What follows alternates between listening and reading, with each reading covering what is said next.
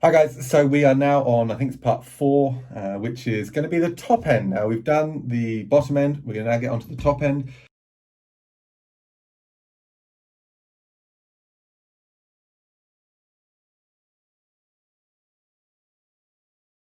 The first thing really is to go over what I have done. I've saved you the pain of watching me clean and wire wheel and remove carbon, etc. But I will just give you a quick rundown. So we'll move this out of the way and we'll start with the cylinder.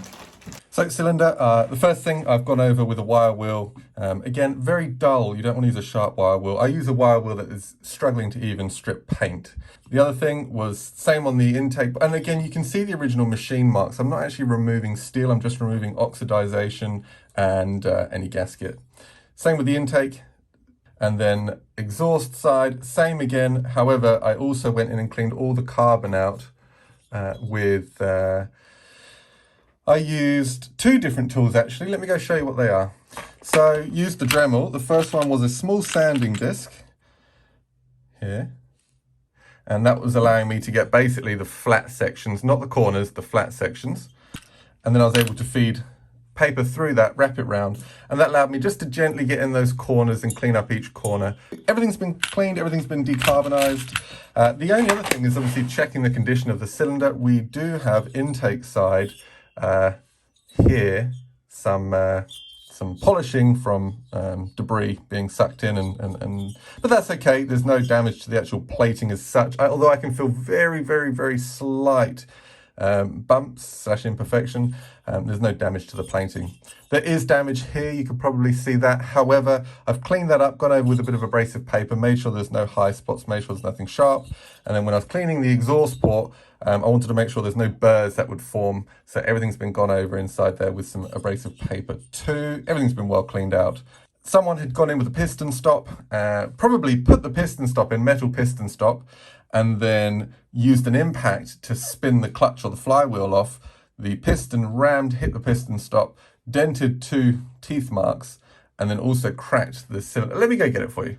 There are those two marks. The piston stop actually comes in at an angle through the spark plug hole. And that wouldn't be too much of an issue if the condition was kept intact. However, can you see down there, there's a crack there? I'm not going to use that. It's not worth risking it, but anyway, it's what it is. So then we went on to cleaning the ring, or I went on to cleaning the ring lands. There was a blow-by within here. I've cleaned out 99% of it, so did a really good job on that. And here is how I did that. I take a small amount of Scotch-Brite and tease it apart. And then I take a lollipop stick like this that I've just snapped down slightly and thinned down. Right inside the land. Can you see there? Very small amount of pressure, and now just the tiniest amount of effort really makes a big difference. And then went over with some Scotch-Brite again on the piston crown. Just check there was no sharp surfaces anywhere, making sure the skirt's not excessively worn anywhere. And we will now check the piston ring end gap. So we'll start with this one. I don't know which one's top and which one's bottom. I just put the tightest one at the top. If they're the same size ring, of course. That is a pretty hefty gap. So that's 0.8. That is above the wear limit. I'll mention about that in a sec. That was 0.8, and this one, that's way over a mil. I'm not even going to bother measuring that. That's way over a millimeter. So I go off. I've got it written down in my book here.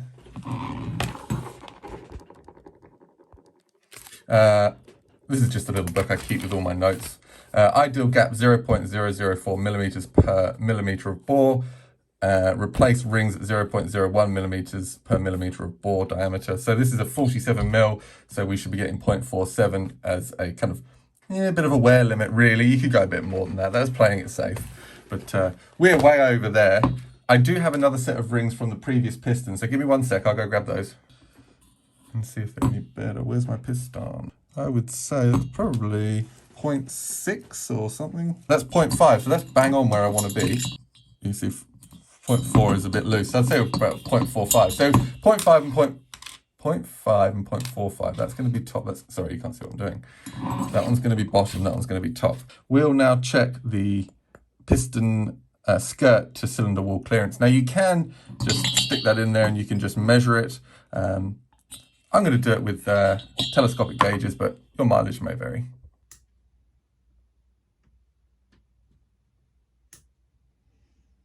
Okay, we'll call that 46.824. 46.824. Let's write that down. 46.824.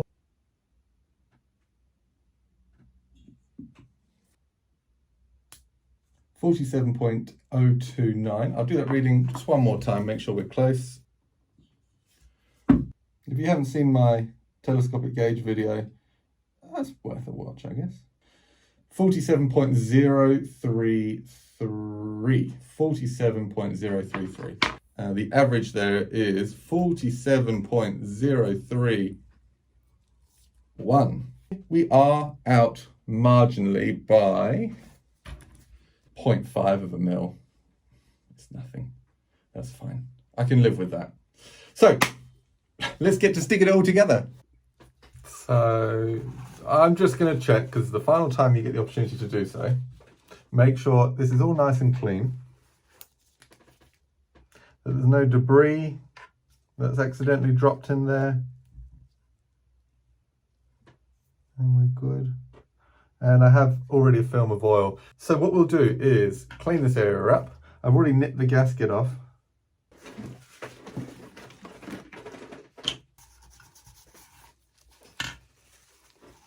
So I'm using just enough to colour the surfaces with a little bit more on the join there. Wrist pin and wrist pin bearing. Installing circlips, my best advice is install them with the right tool. Which way are we going? That way?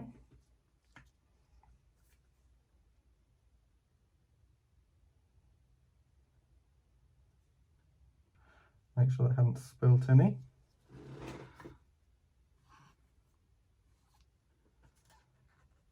Good dosing of oil. That can sit there just while we do the cylinder and the piston, and we'll install the rings as well.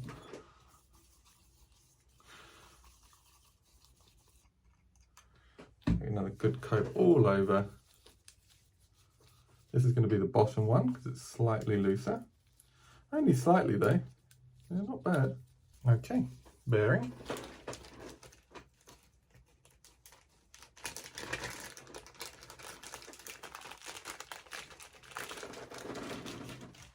I also love that you don't have to rush with the Permatex number 3. You're in no rush at all. And wrist pin as well.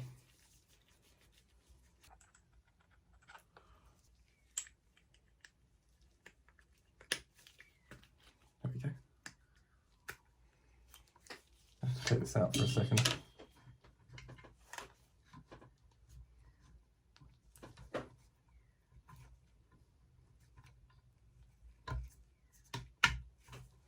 Okay, press that all the way in, really carefully not to scratch anything. Clonk, it's resting up against there. Now just, I don't mind if I really touch it just a little bit, that's good there. Okay, so now what we're going to do is put the other circlip in. Here's the tool.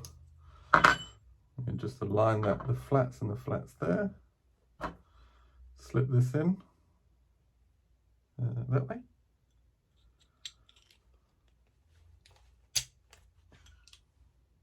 Get it to seat. Align this and this here.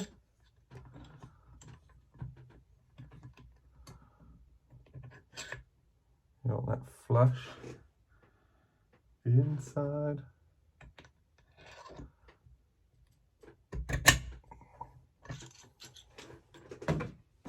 And that is job done. Let me show you. Bit tricky, but can you see the opening of the ring that's facing upwards? I'm just now, I haven't even double checked, I've just flipped the camera around. I'm just now going to make sure it's sitting in its groove and it's nicely aligned with the opening facing up. It can face up, face down, doesn't matter, as long as it's not side to side. On you go. Yep. and just have a little bit of the cylinder exposed at the top. Sorry, the piston exposed at the top. Nicely oiled. Gasket sealer's all been put on. That's in there.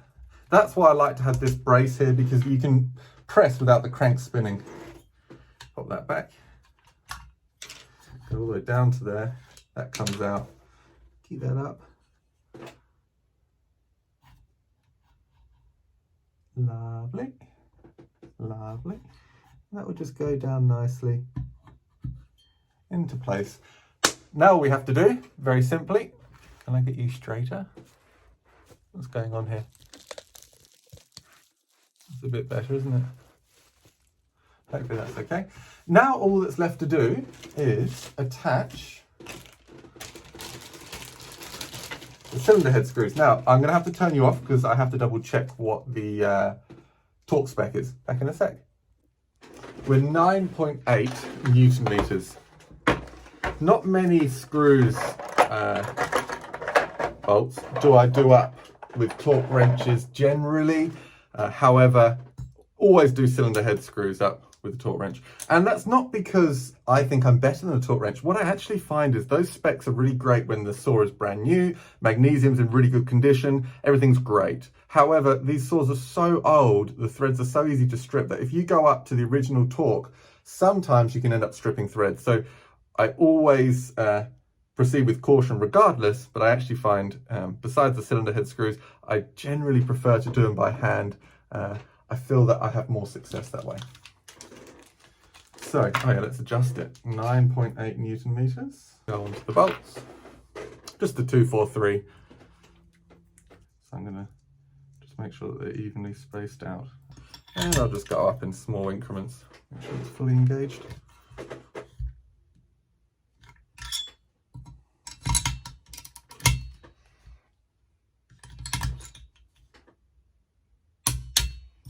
One, 4. I'm gonna leave that just about a minute. I'm gonna just let that settle down. Loctite will take about 10 minutes to set up. So we've got time. I'm gonna just try and let everything just kind of relax, all the gasket to compress slightly, the adhesive to just settle into place. So, okay, let's just double check that they haven't changed. See, that one has. That one has. That one has.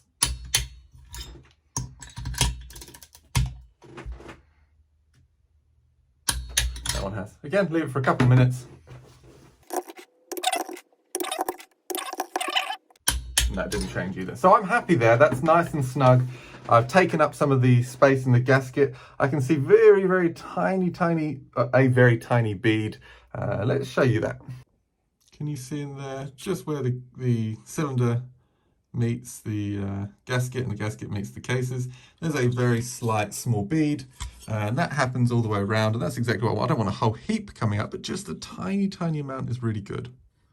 So that completes the top end rebuild. It's pretty simple. The tools, having the right tool makes a massive difference, because one small mistake, like compressing that ring a bit too far with a screwdriver and then slightly misshaping it, either you'll catch it and you'll have to wait to get more rings, they might not have them in stock, or you might not catch it and then that ring can possibly release into the cylinder, and then the whole engine is just going to be destroyed.